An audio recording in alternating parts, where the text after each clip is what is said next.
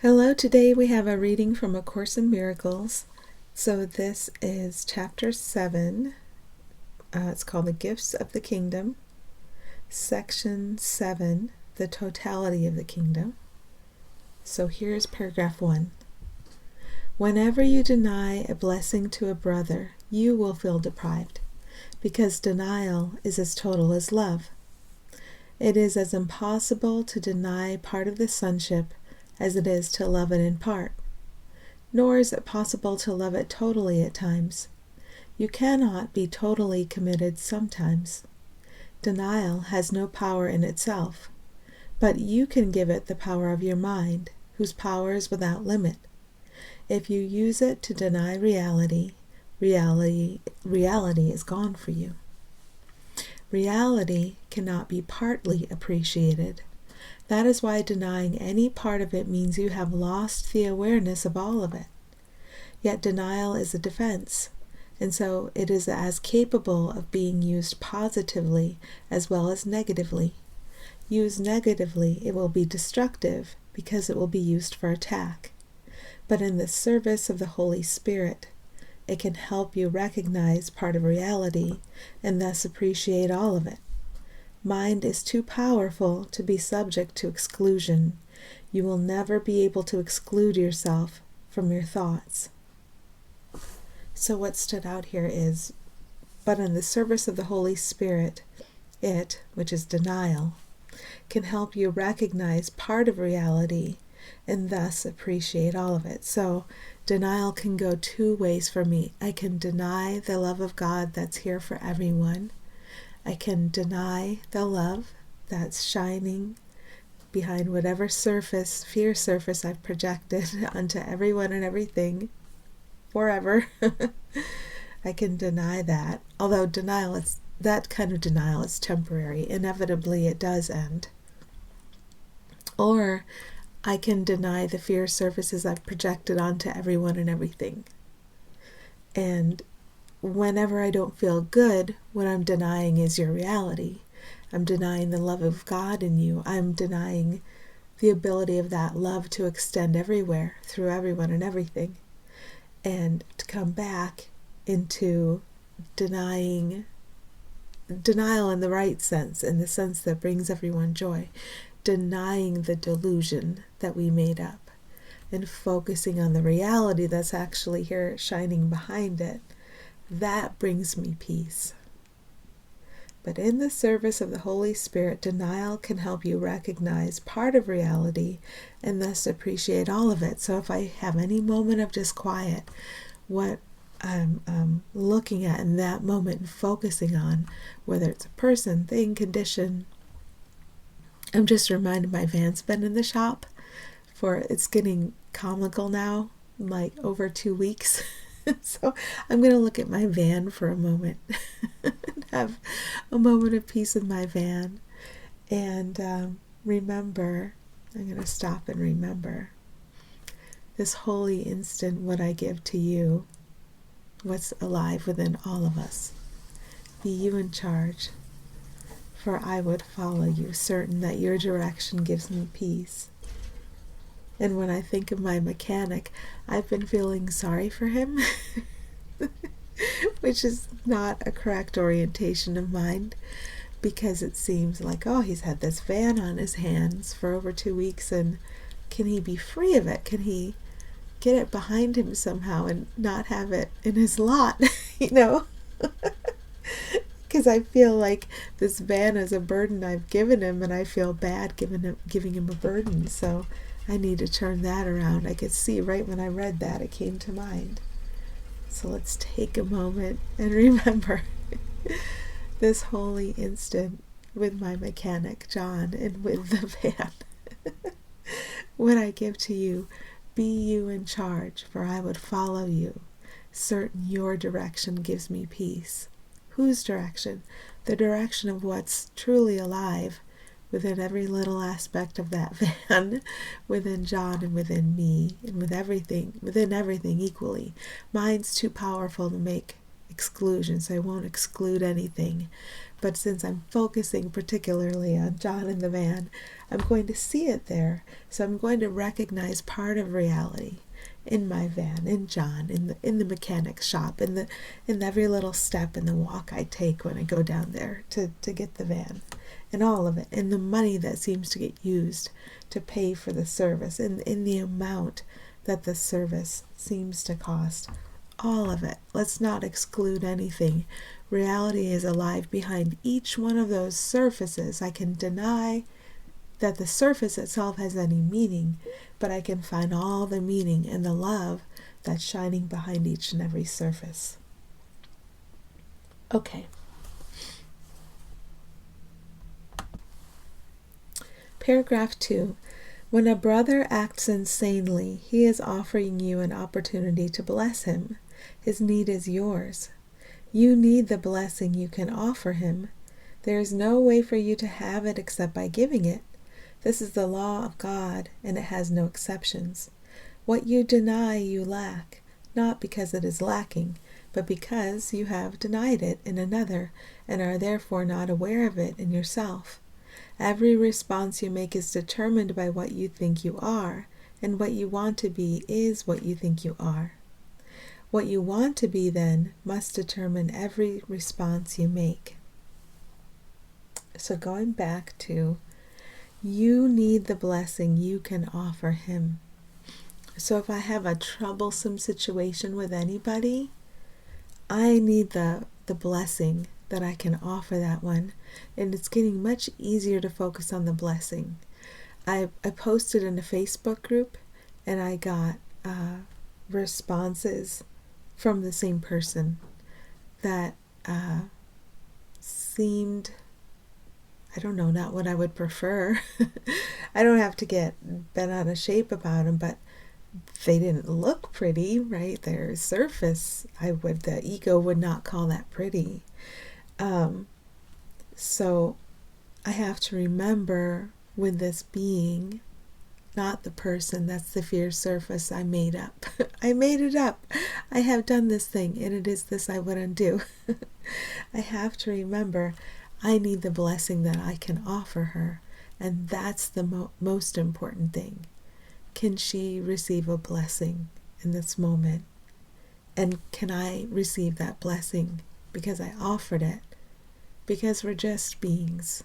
We appear to be the people, and we could put value and lack of value and analyze the seeming functioning of the people, but to look behind it to the light that is here, I need the blessing that I can offer her.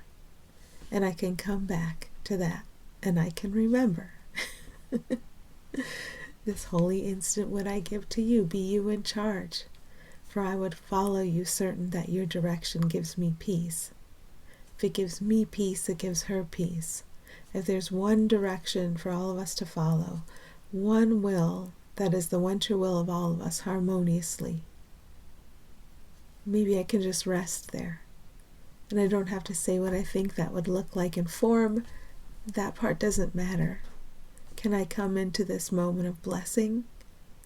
And can I offer a blessing? And then can I get the blessing I need? Or become aware of? Can I become aware of the blessing that I need? Because if I feel at all off about any comment on Facebook, that's my opportunity to pause. That's where I've been making illusion, and that's where I can stop. Okay. Paragraph 3. You do not need God's blessing, because that you have forever, but you do need yours. The ego's picture of you is deprived, unloving, and vulnerable. You cannot love this, yet you can very easily escape from this image by leaving it behind. You are not there, and that is not you. Do not see this picture in anyone, or you have accepted it as you. All illusions about the sonship are dispelled together, as they were made together. Teach no one that he is what you would not want to be. Your brother is the mirror in which you see the image of yourself, as long as perception lasts. And perception will last until the sonship knows itself as whole. You made perception, and it must last as long as you want it. So going back to, do not see this picture in anyone, a picture of someone who is deprived, unloving, and vulnerable. So do not see this picture in anyone, or you have accepted it as you. The depth of that, I'm sitting in that and absorbing it and thinking about when I feel anything off, any impatience with someone, if I feel any impatience with anyone ever, in that moment I am seeing myself as deprived, unloving, and vulnerable. And I'm seeing that one, it seems I'm impatient with that one, as deprived, unloving, and vulnerable. I could instead see their being. I could instead see the light of their being behind the illusion I made up. I have done this thing, I make illusions, and it is this I would undo. I can have my perception corrected. So if I see you or anyone, someone I'm impatient with, as fulfilled, abundant, loving, and invulnerable, then I get to see myself as abundant, fulfilled, loving, and invulnerable. The gift I give is the gift I receive. And I don't have to try to look at a person's surface and call a person, okay, you are abundant, you are fulfilled, you are loving, you are vulnerable. I can look at the light behind the surface of the person. And at least for now, that is easy to see as true. Of course, the light you are is invulnerable. And of course, the version of the person I see, whether the ego is calling that especially good or especially bad, is a distraction from the light you actually are, which is fully abundant, extending forever. It's loving, it's invulnerable. I can see it. It's easy to see. And so that becomes me. You are me, I am you. There's no difference between us. Now, if we look at the person's surfaces, then I project out in fear. Those are what the ego becomes busy analyzing and judging and finding differences between. And the ego will make alliances and say, I want an alliance with this special one because it has this special quality and all that stuff. But meanwhile, do not see this picture in anyone of someone being deprived, unloving, or vulnerable, or you have accepted it as you. If you look at the projection of a war-torn country, I have done this thing and it is this I would undo. And we look at it, we take a moment to go in. This holy instant would I give to you, be you in charge. For I would follow you, certain your direction gives me peace. What would your direction be? We get to find out what that is.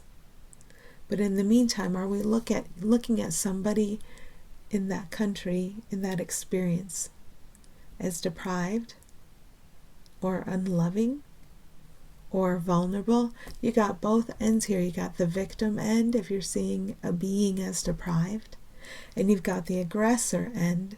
If you're looking at a separate person, you're calling aggressor and calling the person unloving. Meanwhile, the same light is shining behind the victim that the ego's calling deprived, and behind the aggressor that the ego's calling unloving. And the same light is here. And as we look toward the light and we see this light is totally abundant, totally fulfilled forever, loving, invulnerable, actually what everybody is, behind the fearful facades I've been projecting, I have done this thing and it is this I would undo. Everyone has all the power. Everyone shares all the power.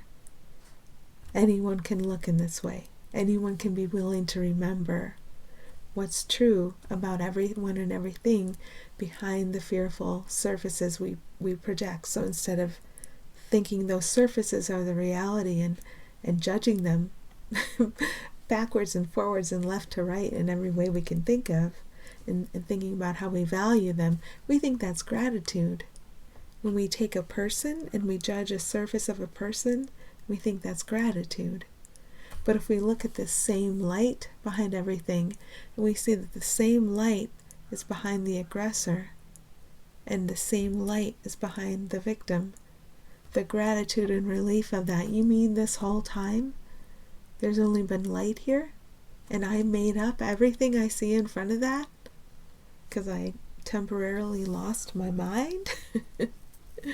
You mean, oh, there's all the gratitude in the world, and these beings have been perfect and loving forever. I've just been seeing a fearful facade I projected on top of them.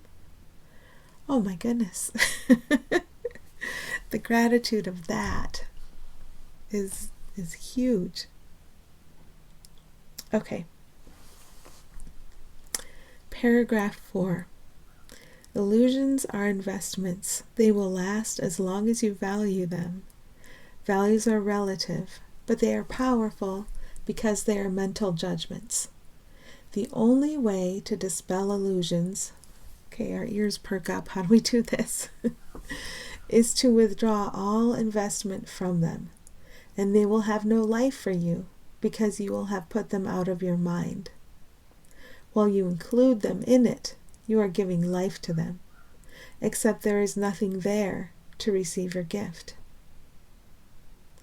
So back to the only way to dispel illusions is to withdraw all investment from them, and they will have no life for you because you will have put them out of your mind. So if I feel at all disturbed by a comment on Facebook, I have placed value in the illusion, in the fear surface I projected upon a being or upon a situation. I have done this thing, and it is this I would undo. The only way to dispel illusion is to withdraw all investment from illusions, is to withdraw all investment from them, and they will have no life for you because you will have put them out of your mind.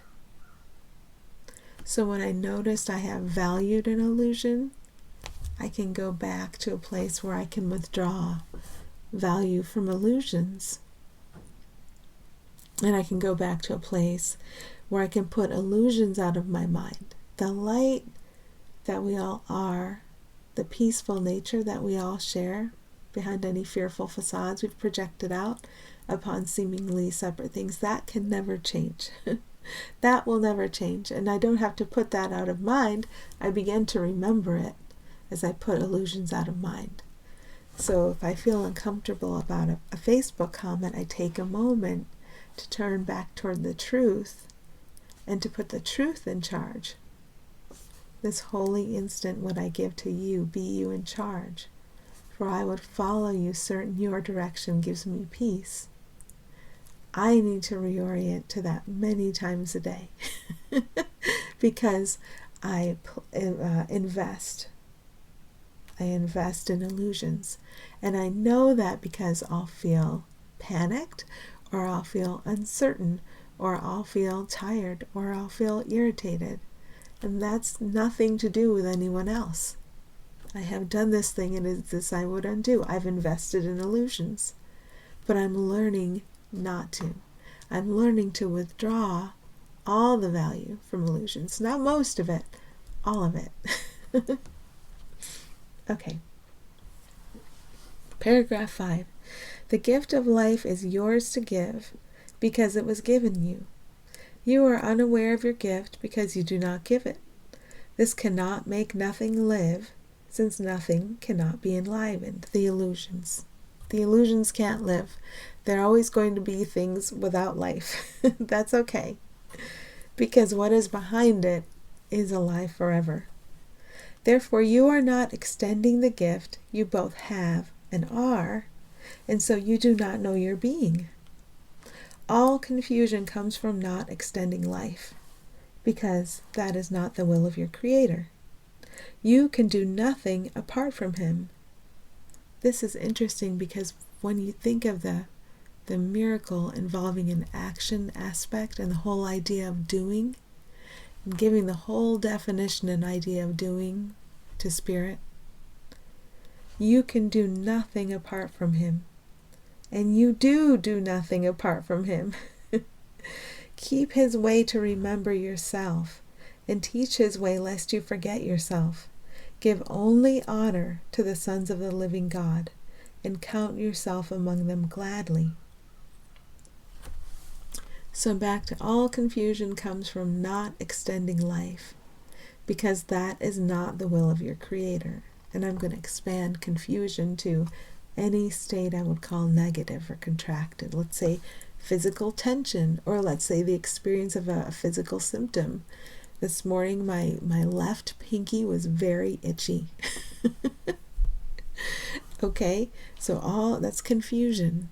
Now my mind's not clear. I don't feel good. I feel disturbed. All confusion comes from not extending life, because that is not the will of your Creator. And why am I focusing on all the negative things? Because love is here. Love is loving. Love becomes obvious. What I need to look at is where I'm blocking love, and taking a moment to reorient and relaxing out of that. And it's not shameful to expose where I'm blocking love. It's a very ordinary thing here in time and space. Using thought to block love. And it's okay to expose every tiny little bit of it, and to work on letting it go, to work on reorienting toward what actually is here. So all confusion comes from not extending life, because that is not the will of your Creator. So we've got an itchy experience of an itchy pinky on one hand, which is not itchy in this moment. And we've got the extension of life on the other hand. And the will of our Creator, which we share, our true will, is the will of our Creator. So I can always reorient back toward this. Okay, paragraph 6. Only honor is a fitting gift for those whom God Himself created worthy of honor, and whom He honors. Give them the appreciation God accords them always, because they are His beloved sons, in whom He is well pleased.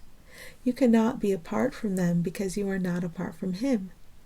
Rest in His love, and protect your rest by loving. But love everything He created, of which you are a part. You actually do love everything He created, and then you remember that you do. So it's not like you have to make yourself love because you weren't loving. It's like you remember under the surface of all the fear you're projecting, you do love everyone and everything. And you can just remember, oh, that's what's true of me. Oh, and that's what's true of everyone. Okay, so it can be a very ordinary thing. It doesn't have to be a struggle. Okay, you cannot be apart from them, because you are not apart from Him. Rest in His love, and protect your rest by loving, but love everything He created, of which you are a part, or you cannot learn of His peace and accept His gift for yourself and as yourself. You cannot know your own perfection until you have honored all those who were created like you. So give them the appreciation God accords them always, but please don't try to appreciate a person. Just appreciate their being, because their being is not polluted with any of the fear you projected on them. We project the fear on the person. So step beyond that. Step beyond analysis and judgment of a person, because you're not a person and neither are they. The person is the mask, and the person's what we invest in when we invest in fear, and we project all our fear on that. So take a step beyond that and look at the being, because that's what you are. It's much easier when you learn to stop trying to appreciate persons, because the way the ego would have you appreciate persons is by judging and analyzing their separate little bits and appreciating that. Now, you might have experiences with people where appreciation is very obvious, and that's what we're walking toward, right? Where your appreciation of their being is not interrupted by anything. But trying to appreciate the person was a mistake I kept making. Kept trying to make myself do that consistently, and I couldn't do it because when I'm judging and analyzing separate little bits of a person that I could call good or bad, and I'm trying to appreciate the good bits, I'm blocking myself from the being. Okay. So where was I? Give them the appreciation God accords them always, because they are his beloved sons, in whom he is well pleased. Well, when I'm not well pleased, when anything bothers me, when I have an itchy left pinky, I am not recognizing that all beings are the beloved children of God, and so am I. I have somehow stepped out of that remembrance and that awareness, and I've become preoccupied with an illusion, which is okay. We're here to learn and unlearn, and time keeps gentle pace with us in our learning. Okay, give them the appreciation God accords them always, because they are his beloved sons, in whom he is well pleased. So instead of judging them and stepping away from them and kind of trying to shove them outside my awareness because I don't know what else to do with them, I can take that extra moment to stop and see that they are beloved children of God, and see them as the beings they are: light, love, truth, sanity. A light being who's 100% sane is who I'm always looking at. But I might have put this screen in front of them that I call a person, and I might have projected both positive and negative things on the screen, and both of those things are fear. Because I'm trying to use a screen to deny the goodness without opposite that's always shining behind the screen that I have projected all this fear on. So I can always remember that everyone is a beloved child of God, in whom God is well pleased. These light beings, that's what you are, that's what I am. And that I can remember that about myself. Okay, paragraph 7. One child of God is the only teacher sufficiently worthy to teach another. And that's all of us. Everyone's our teacher. Everyone's our student. Everyone's our teacher. Everyone's our student. Just kind of go back and forth between those two, not letting ego take over any of those concepts. Everyone's our patient. Everyone's our therapist. Everyone's our patient. Everyone's our therapist. Everyone's our teacher. Everyone's our student. Everyone's our patient. Everyone's our therapist. Equal, equal, equal, equal. We're all walking each other home together. This is where I could let ego go off in judgment of people who look like gurus, but that would be a mistake. But it does seem like there's a new model coming into our awareness, because we're allowing it, that we all follow each other. There isn't just some exalted one who rises up and leads, although it seems at times that some of us are leading, and it seems at times that some of us are following. And that perception is going to last as long as we have perception. But if we keep a very sane mind about it, if you see a setting where a student's going to a teacher, it's good to flip it and think about how much that teacher benefits from their teacher, which is the student coming to them. The teacher is taught by everyone that teacher thinks of, everyone that teacher meets. They're all coming to help that teacher, to lift that teacher out of the projection of fear, and to remember together the love we are together, and to walk home together. Together is such an important part of this. Okay, where was I? Only a child of God, one child of God is the only teacher sufficiently worthy to teach another. We all share the same worthiness. One teacher is in all minds, and he teaches the same lesson to all. He always teaches you the inestimable worth, thank you, of every son of God, teaching it with infinite patience, born of the infinite love for which he speaks. Every attack is a call for his patience, since his patience can translate attack into blessing. Those who attack do not know they are blessed. They attack because they believe they are deprived. Give therefore of your abundance, and teach your brothers theirs. Do not share their illusions of scarcity, or you will perceive yourself as lacking. And the perception I have these days, when I look at that, is the certainty that I am that one over there. I just have the narrowed perspective. I feel the presence very big within me when I say that. So, like, I'm trying to describe it. It's not so much a physical sensation as a huge idea of expansion that is present. I can't, words are hard. But when I say that, I am that one over there. It's just right now I have the perspective of being this one. So who's the one who thinks there's scarcity? Me, over there. That one. And if I remember, I share that memory with myself over there. And that's the healing for all of us. Okay. So, the one teacher in all of us always teaches you the inestimable, and why is that hard? Inestimable, cannot be estimated, priceless, always teaches you the inestimable worth of every son of God, teaching it with infinite patience, born of the infinite love for which he speaks. I'm just going to take a moment to rest in that. So in my water bottle here is a teacher. And that teacher teaches me, here's fear, I'm afraid to say the word, inestimable worth of every son of God. I have fun putting it in objects, because the object is a smokescreen for the very simple love and sanity that is here too.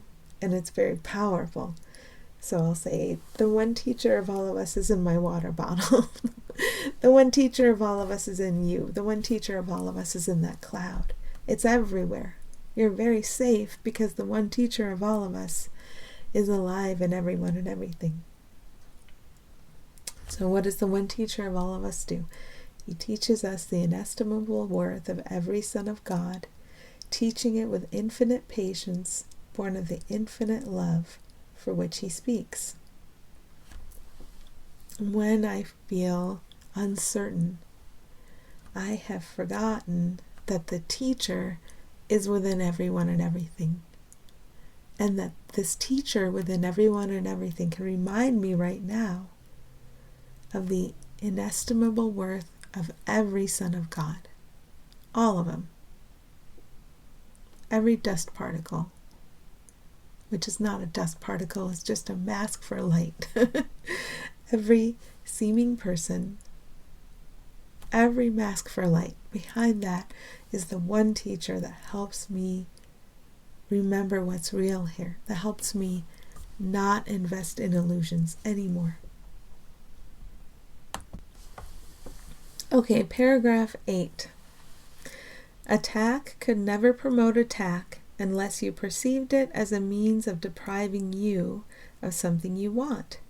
Yet you cannot lose anything unless you do not value it, and therefore do not want it.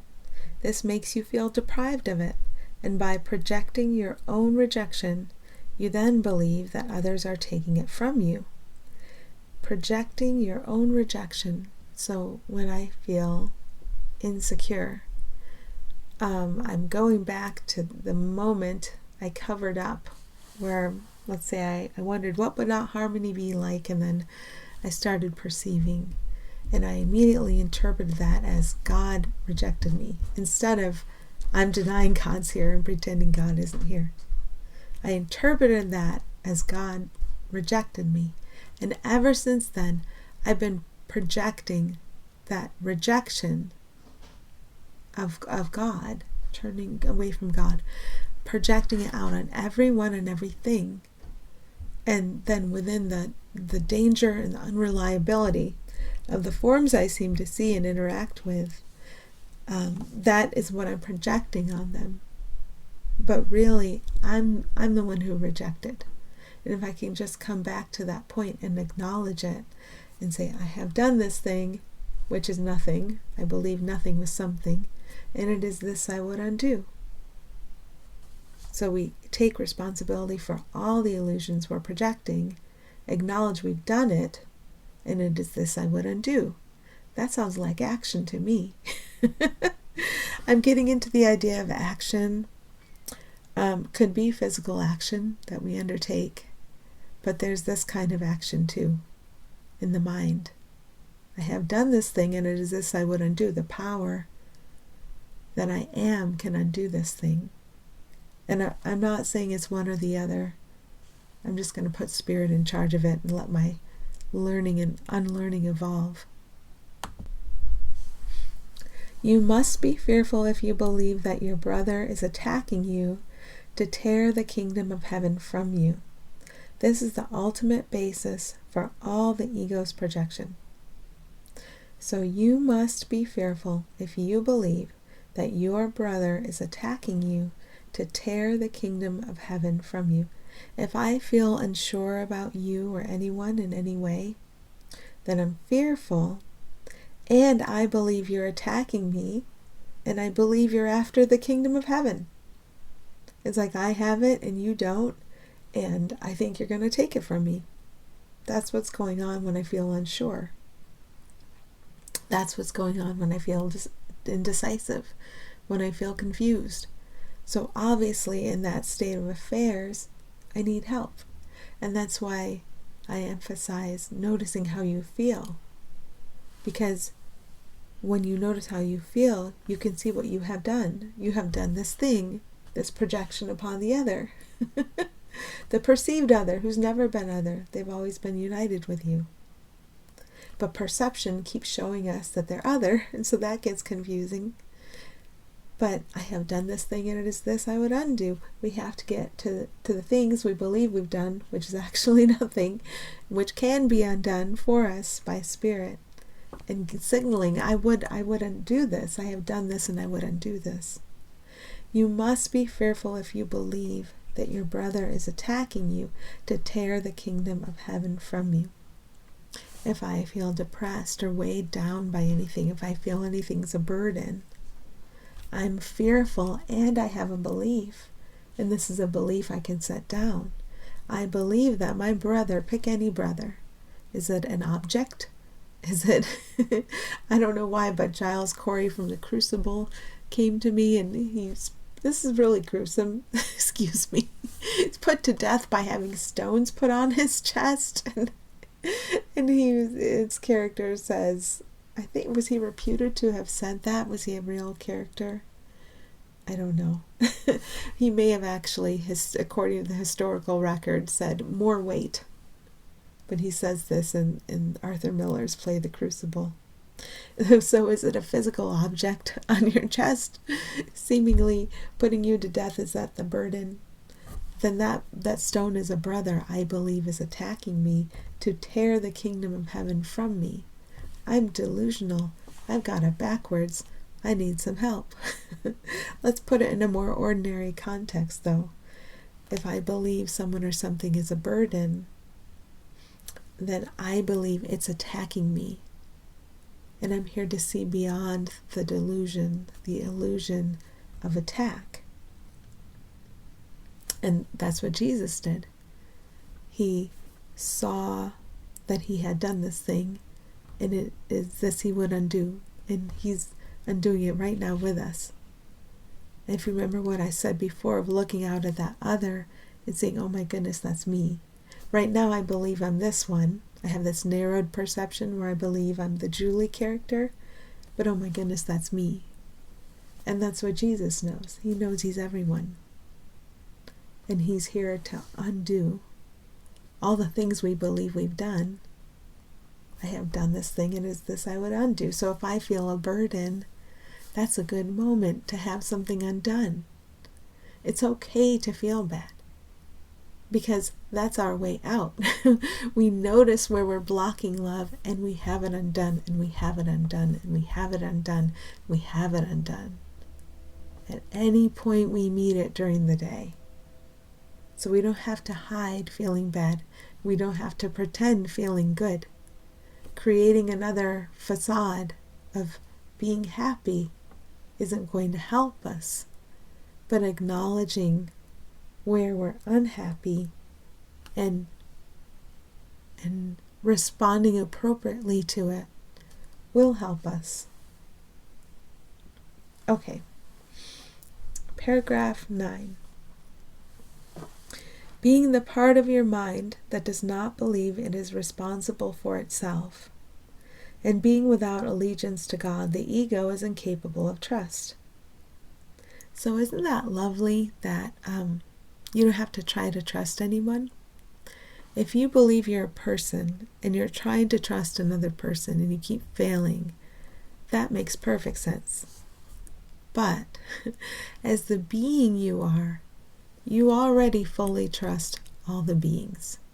As you remember yourself and all the beings as trust. They are trust. Or if you look at what would seem to connect you, it's, two separate, two unified.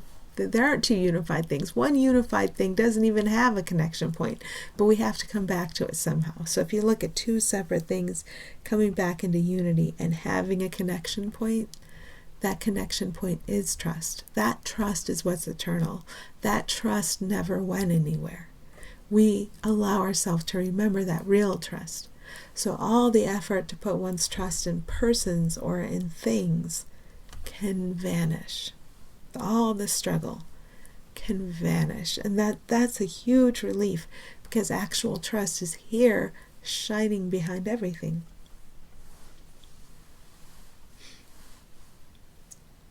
The word spiritual bypass keep coming to mind, so I've been quietly taught about this for a long time, and I think I'm supposed to say something about it now. If the label spiritual bypass is applied to another, that's where we need to stop dead in our tracks. Stop on a dime. Do yourself the biggest favor you could ever do, everyone and yourself at the same time. And if you feel tempted to analyze what you would call another by saying someone separate from you is spiritually bypassing, remember that that's not something you're capable of. Because we're not separate from each other, we actually can't analyze and judge each other. But the ego will keep giving us thoughts that chop us, that slice us and dice us, chop us up into separate others. And the ego will send us thoughts and say, that one over there is spiritually bypassing. And that's where I get lost. And can you see why the ego would want to fight our devaluing the fearful projection upon the being, our withdrawing investment from our fearful projection upon the being, and investing in the shared being? Can you see why the ego would want to fight that? So the urge to label another, even as especially good, but in this case, let's just say the seeming other is spiritually bypassing. That's an attack. Now, I myself attack in various forms all day long because I don't know better yet. I haven't learned better yet. But then when I run into those experiences in which I feel irritated, or I feel fatigued, or I have the experience of my right, left, pinky being very itchy. This is attack I'm engaging in. It's okay. I'm here to learn and unlearn. We can be very patient with ourselves, but we always have to bring it back to ourselves. And we don't do ourselves any favors by analyzing a person called me as one who is spiritually bypassing. But we can slow down and find our willingness to recognize what is actually here. Is it a person or is it a being? What is actually over there? When I look at something, I'm calling someone, I'm calling another person. I'm ready to remember what is actually here. And just rest in a moment of willingness to be reminded of what is true. Okay, where was I? Okay. Projecting is insane belief that you have been treacherous to your Creator. It believes that your brothers, who are as incapable of this as you are out to take God from you. Whenever a brother attacks another, that is what he believes. Projection always sees your wishes in others. I could take a bath in that statement. Projection always sees your wishes in others. Let's say I look at Hitler. He's a favorite poster child for these explorations. I don't have to go further than that. But if we really want to face what it is we believe we've done here, we haven't done anything, but what it is we believe we've done, we can look at anyone that we're projecting out on, that we're attacking. If you choose to separate yourself from God, that is what you think others, but that is what you will think others are doing to you. So projecting its insane belief that you have been treacherous to your Creator, underneath any belief I would have, a disturbing belief I would have about persons or things today, is this belief: I have been treacherous to my Creator. So now that I am aware that this belief is underneath the other beliefs ego, the other thoughts ego would send to me, I can set down this foundational belief: I have been treacherous to my Creator. I'm going to set that down on the ground. I can pick it back up if it's a useful, practical thought that I need. Okay, now let's look at this. This holy instant would I give to you. Be you in charge, for I would follow you, certain that your direction gives me peace. And that what I would follow is present and alive and lit up within everyone and everything.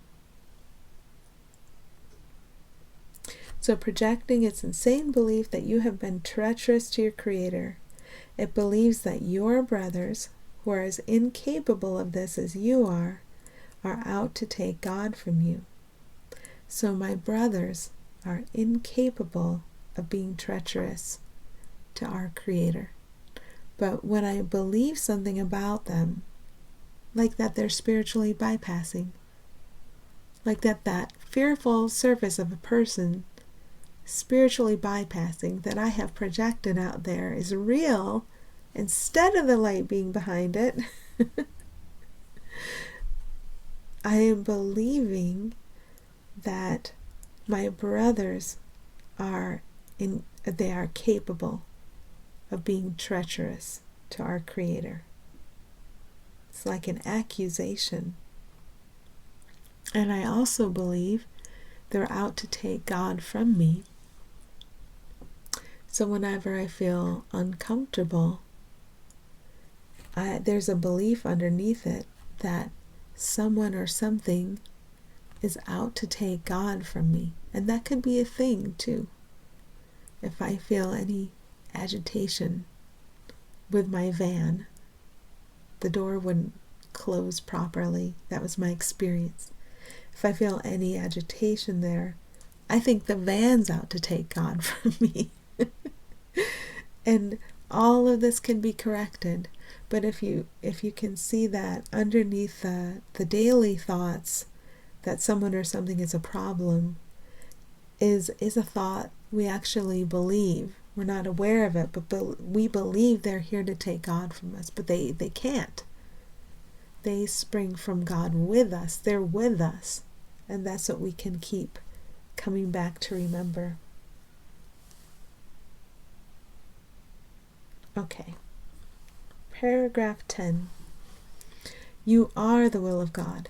Do not accept anything else as your will, or you are denying what you are. Deny this and you will attack, believing you have been attacked. I'm sure we're all familiar with this. But see the love of God in you, and you will see it everywhere, because it is everywhere. Sometimes we get instructed to see something in our brothers, and then get told, then you'll see it in you. And sometimes we get instructed to see it in you, yourself, and then you'll see it everywhere. It's the same thing. It's the same washing, beautiful washing back and forth. Patient, therapist, teacher, student, therapist, teacher, patient. It just keeps washing back and forth and clearing our minds. Okay. See his abundance in everyone, and you will know that you are in him with them. They are part of you, as you are part of God. You are as lonely without understanding this, as God himself is lonely when his sons do not know him. The peace of God is understanding this. There is only one way out of the world's thinking, just as there was only one way into it. Understand totally by understanding totality. So see his abundance in everyone, and you will know that you are in him with them. If I bump into, what can I bump into today? Any feeling of disquiet, any physical tension, any physical symptom, any fatigue, I have an opportunity to notice where I have been denying his abundance in someone or something. And I have an opportunity to reorient back to the abundance that's real, behind all the fearful surfaces. Sometimes we might analyze a fearful surface, seeming conditions around us, and say, this is proof that there's no abundance here. Abundance is always here. It's the light. I don't know if you can hear my sump pump in the background, but I forgot to shut the door to the other part of the basement. The abundance is always here. It's the light that's shining behind every surface. And all I have to do is turn my attention back to that and put that light in charge. And then I remember I am in him with them. We're all together. So this is not a place where the ego is figuring out what to do next and how to handle and manage things. It's a place where we're just recognizing where we are and who we're with. And then we can let Spirit decide what's going to unfold and how it's going to unfold. See his abundance in everyone, and you will know that you are in him with them. One of the lines from A Course in Miracles is, we go together, you and I. So if I have a moment where I feel frustration because it seems something isn't working with an object, with a computer, sometimes my computer will just take off on its own and do whatever it wants. It's a touch screen, and the only thing I can do is restart it. And what a perfect metaphor, because every time I go back within to remember what is real, it's like restarting the computer. And you can't really use a computer that's just doing chaotic things on its own, shrinking windows and making them disappear and bringing them back up. Or I could just watch the show and see if Spirit's going to show me anything through the computer. I hadn't thought about that. But that I just shut it down and then bring it back online where it's acting in a more rational manner when we stop to go in and recognize that abundance, the abundance of love, the abundance of light, the abundance of transformation is right here behind every surface, then that's very calming. And from there, from that point, we can be advised on what we're supposed to do, what we're supposed to say, where we're supposed to go, all that stuff. Okay, paragraph 11. Perceive any part of the ego's thought system as wholly insane, wholly delusional, and wholly undesirable, and you have correctly evaluated all of it. This correction enables you to perceive any part of creation as wholly real, wholly perfect, and wholly desirable. Wanting this only, you will have this only, and giving this only, you will be only this. The gifts you offer to the ego are always experienced as sacrifices, but the gifts you offer to the kingdom are gifts to you. They will always be treasured by God because they belong to His beloved sons, who belong to Him. All power and glory are yours because the kingdom is His. Okay, so this correction, perceiving any part of the ego's thought system as wholly insane, enables you to perceive any part of creation, anyone or anything, behind any block to love, anything we're seeing as separate, allows you to perceive that as wholly real, wholly perfect, and wholly desirable. So the urge to reject goes. So if you think of yourself interfacing with an object today, and all desire to reject is gone, what you interact with is what's wholly real, wholly perfect, wholly desirable, meaning there's no urge to reject. And then you bring it into the person realm, the being realm, whatever being you interact with today. You can have an interaction, a holy encounter, where you're interacting with what's wholly real, wholly perfect, and wholly desirable, not in the ego's desire to get, but there's nothing about what you're present with that you would reject. Okay, so that's it. And I will tell you, I'm judging the amount of time it took, but I've been guided to really go into this and to find one sentence from every paragraph that's highlighted and to really dive into that and speak from that. So I know it was helpful for me, and I hope it was helpful for you. Happy healing.